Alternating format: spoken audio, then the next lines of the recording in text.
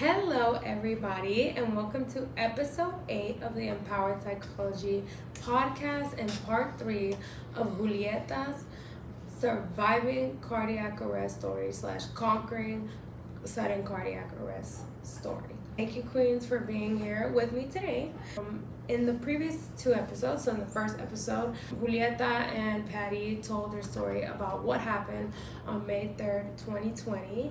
And then in part 2, we gave essential, very valuable information about sudden cardiac arrest, what to do when sudden cardiac arrest happens, and also how we can be proactive about our heart health. And luckily, these 2 amazing queens have a nonprofit organization called Surviving Sudden Cardiac Arrest, where they have the resources you need to get these trainings and be a part of the mission to end sudden cardiac arrest. So I am really happy to have these 2 queens here today. And in this episode, I want to emphasize Julieta's story by talking about how she overcame this event, and up until May 3rd, 2020, her whole life was set on becoming a professional volleyball player. Actually, she was already a professional volleyball player in her beautiful country of Mexico, in the amazing state of Jalisco. Shout out to Guadalajara. And yes, everything was lined up in perfect order for her to be a professional volleyball player. Then she had sudden cardiac arrest. But luckily, everything was lined up for her to survive.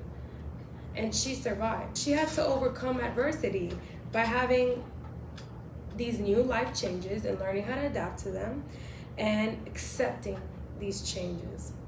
And although this was hard, she found her new purpose in life. So today, we are going to be talking about just that. You're back home now. Mm-hmm. And you survived, you conquered. Yes. You now have an ICD. What is an ICD? Yeah. So it's basically an implantable AED, and it is possibly the greatest thing that I could have ever gotten. It's like a lifeline. It assures that wherever I'm going, wherever I'm walking, I don't rely on an AED to shock me if I need it. So if I ever go into sudden cardiac arrest again, God forbid, the ICD will administer a shock immediately, and it increases my chance of survival. I don't know exactly how much, but I mean, it's always just there with me and ready to protect me if anything like this were to happen again, now that I'm predisposed. So it just gives me and my family peace of mind that even if I'm sleeping or going out on my own, that I don't have to be followed around with an AED ready for the worst. Shout out to the science. And yeah, so that will protect her. She is protected for life, thank God. So you get out the hospital. How did you begin? You see here I put, how do you begin to pick yourself back up? But I'm going to rephrase that. How did you begin to transition back into life in your new normal? So at first it was very hard because I was still continuing treatment at home, which I was very grateful that they allowed me to do that because I was very homesick by that point after spending a month away from my family during the pandemic and all that.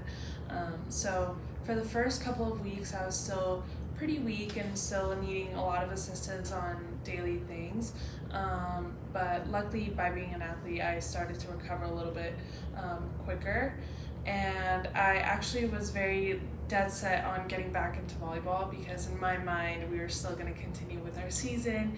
And that was really all I had going on at the time.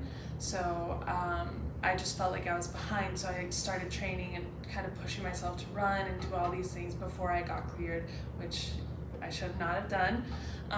But my family was definitely a very big part of my recovery, and they were there for everything, helping me shower, helping me eat, getting up and out of bed, all that stuff. So they definitely stuck by my side and were there for all the hard parts. And I think they were a very big reason as to why I was able to recover so smoothly and effectively. Miss Overachiever, got back home, waited a little bit, started training, because her eyes were set on being a professional volleyball player. So when did you find out that you could no longer play volleyball? So I think this was probably 2 months after my cardiac arrest. I was continuously going back to the hospital to get testing done for all the different things, the collateral damage that happened to my body after that. But one of the tests that I had done was a stress test, which is basically they have you run on a treadmill and track your heart rate and how your heart is reacting and responding to exercise.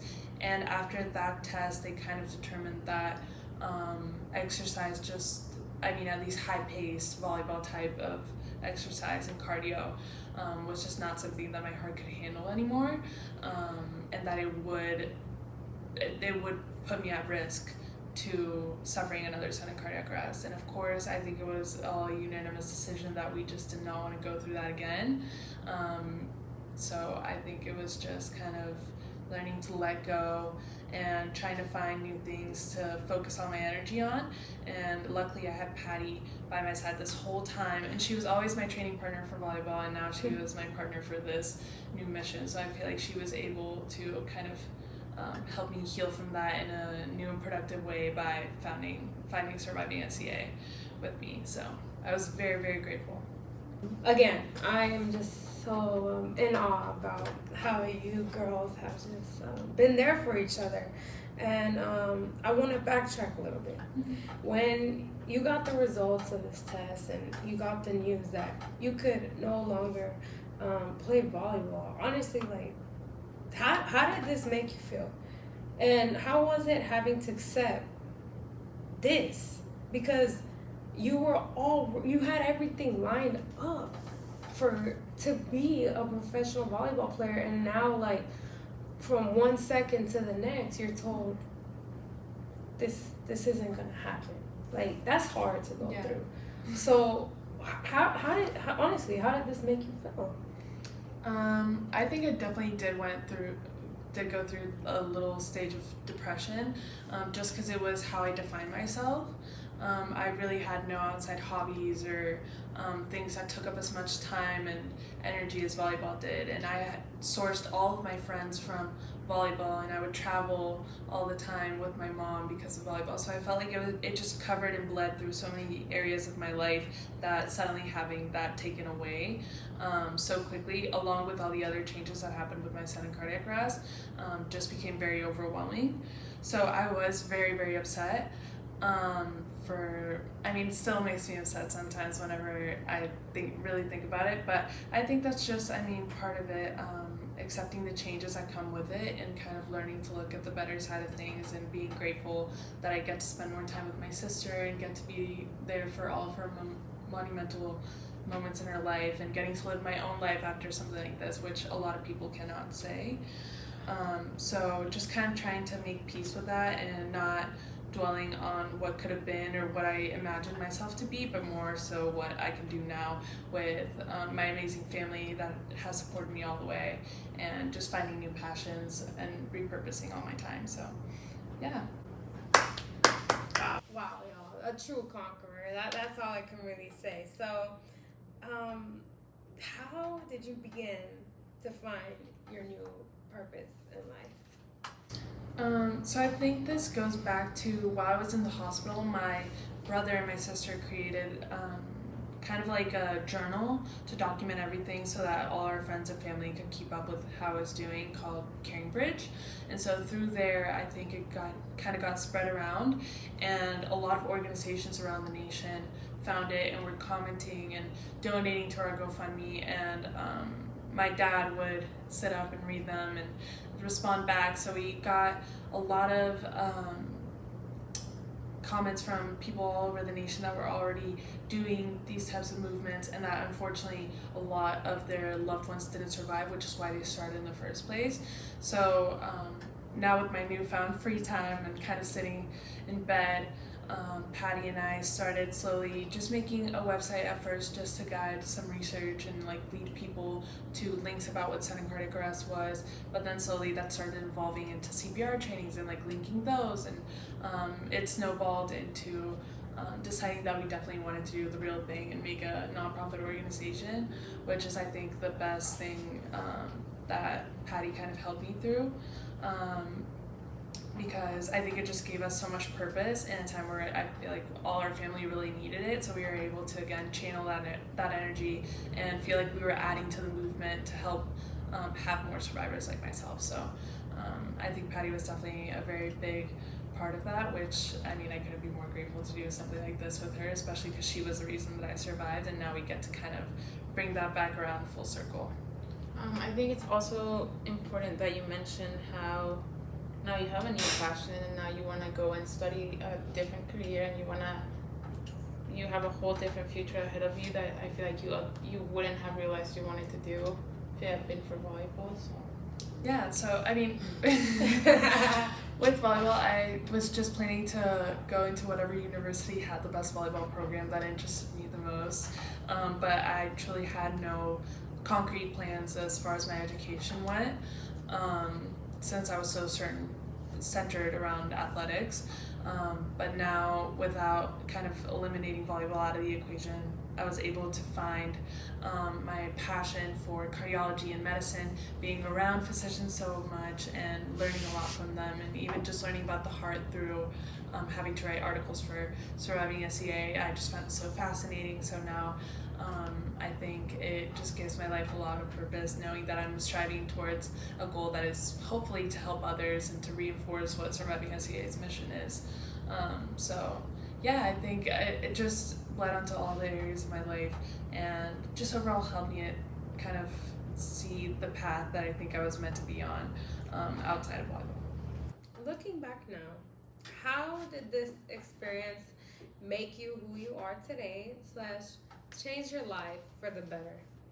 So I think it just taught me how resilient I truly am, and how as a family we were able to overcome such a hard experience that I thought was gonna alter my life for the worst, and just turn it into something that now 2 years, almost 3 down the road, I can be very proud of, and kind of have these experiences with you and get to share our stories and just do so many amazing things that I would have never been doing if it weren't for that. So just finding kind of like the silver lining and everything. And I would agree with that. I feel like now I went from just like being a student to now having like this other hobby that I really like on the side, and like trying to like now we go to conferences. We're going to a conference next weekend, and we're meeting all the parents, and it's just like my favorite weekend of the whole year. Mm-hmm. Like it ends and I'm like looking forward to the one from next year already. So mm-hmm. I think that like just being in environments like that or like this where we get to talk about it and share our experience, because as traumatic as it was, and as much as like we're also like I feel like it's gonna be a forever work in progress, like trying to get better because of how much it affected all of us, I feel like being able to help others not have to go through that, or at least go through it with a more empowered and knowledgeable way, really does make at least me, like being there and having to do CPR on her without knowing what I was doing, or looking at her and just not knowing what was going on, like being able to like make sure that if anybody else goes through this, they don't feel as hopeless or as, I don't know, like it's not as big of an unknown for them. So I think that definitely helps, like kind of gives you a purpose and kind of like helps you make sense of the situation in a way. Yeah. And I think it also changed my life in that I just, every time I walk through a building, I now have to figure out where the AED is. And that's when sometimes I spot stickers on them that shouldn't be there. But yeah, definitely I'm more aware of my surroundings and whether they have an AED or not, and kind of have to have a game plan in my head in case anything happens, like where I would go, or like, yeah. And one last little bit, I think one of the most unexpected but things that I'm most grateful for is the community that we joined when all of this happened. The amazing community that has been formed for sudden cardiac arrest is way bigger and spreads out all across the nation, and you meet these amazing people that are truly just it's sad that we're all joined through this cause for, sudden cardiac arrest or sudden cardiac death in most cases. But it has taught me so much, and I don't think you could even trade that for what volleyball would have given me. So, so we're just very, very grateful that there's people like that kind of doing God's work and helping there be more survivors like myself. So, wouldn't trade it for the world. Wow. I just had to clap. Quick reflection. I usually do my reflections at the end, but I just feel it right now. Wow. We really turned what was supposed to destroy us into a mission. And for all my conquerors out there, that's what it's about. It's all about your mind. Julieta and I are an example of, the miracles and the amazing works of modern day medicine. Honestly, we know if it wasn't for modern day medicine, we would not be here. But when you add the right mindset to your treatment, your healing is going to revolutionize times 1,000. And to all my conquerors, I just want you all to see that you can conquer whatever it is that you're going through, and you can actually turn it into a passion and a mission and live a very fulfilling life. Not a day goes by, and I'm sure this is the same for Julieta, that we are not living within our purpose, and we are not celebrating the life that we get to live. So I just really want to say that. Before we get into our last question, which is very important. So to the people who are recovering from sudden cardiac arrest, and also to the people who are watching a loved one recover or have even lost someone from sudden cardiac arrest, what would you tell them? I would say to the people that survived and are kind of trying to navigate life after that, to give yourself time and to not rush to how your life was before, because I think I definitely made that mistake, and I think it did not aid in my recovery, because I was trying to get back to exactly how life was before then, and you gotta accept that your body went through something very traumatic, and you might have to accommodate that, and that's not always a bad thing. So kind of working that into your new schedule and coming to terms that, this is something that you're going to have to live with now, and it doesn't have to be something that is embarrassing or that holds you back. I think that would be my biggest thing, just kind of giving yourself time to heal, and I think power is knowledge. Knowledge is power. So educating yourself about what sudden cardiac arrest is can definitely help kind of come to terms with all of that, and finding, reaching out to us or anything like that. I think finding comfort within other survivors also helps as well. Someone who's recovering, I think Julieta is the best one to give advice on that, and I think she did a great job. As far as watching a loved one recover or having lost one to sudden cardiac arrest, my first reaction was like, what do you tell them? It's such a hard event to go through, and I think just give yourself time and give yourself grace, and I think giving yourself the time to recover, and maybe not recover, but just be able to process the situation. And I think finding a support system outside of your family. I think Parent Heart Watch, which is a organization that we go to the conferences every year.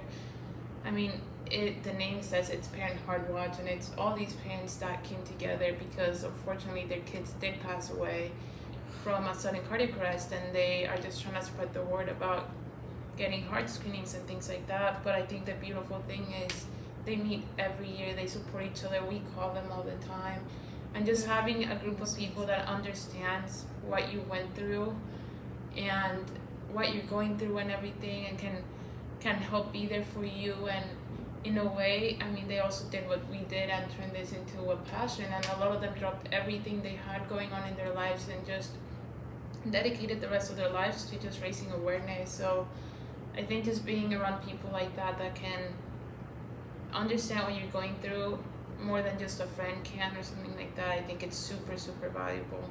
So I would definitely say once you've healed or think heal is a bad word because I don't think you ever get over it. But I think once you've had time to process the situation, reaching out to people in the community, I think is really valuable. Wow. So we have reached the end of this amazing story. First of all, Queens, thank y'all for coming on my platform and being man, like I want to cry. Honestly, I want to cry. Just being the first series I have that isn't, covering lupus. This is covering a completely different topic that I myself I didn't know anything about. So I want to thank y'all for coming and believing in my mission, and also for letting me be a part of yours. And I have decided right here, right now, that the first Empowered Psychology event is going to be getting these trainings.